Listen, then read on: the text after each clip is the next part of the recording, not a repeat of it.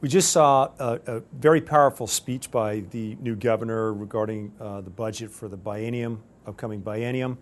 And while I think every single person in that particular chamber, meaning all the members of the Senate and the House are there representing their respective chambers, want to see the governor succeed at making Connecticut a solvent state and a successful state going forward that gives us all hope for the future.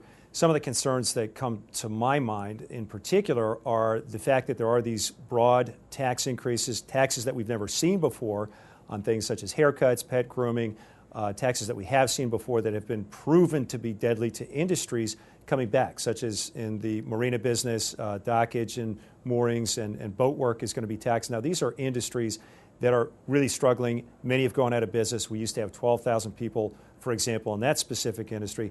We have about 4,200 today. If these taxes are in fact enacted, what happens is there's further pressure on the industry, and it goes to maybe half that.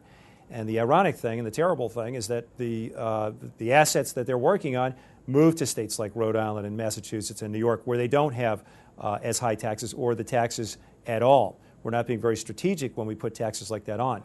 In addition to that, I believe that Connecticut is in such a fiscal quagmire that we need to take much more drastic action in terms of cutting out the structural spending that we've been experiencing over the last 5 to 10 years.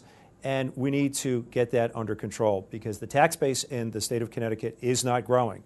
Yes, the economy will recover. Connecticut usually lags by about 18 months or so.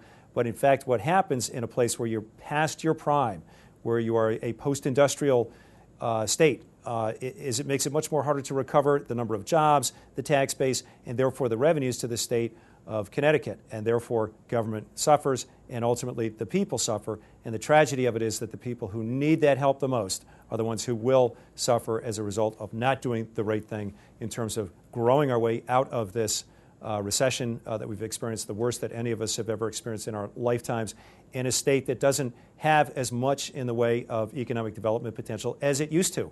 We could have a brighter future if we do all the things right, get our spending under control, reduce taxes, don't raise taxes. It's the most harmful thing to do for an economy.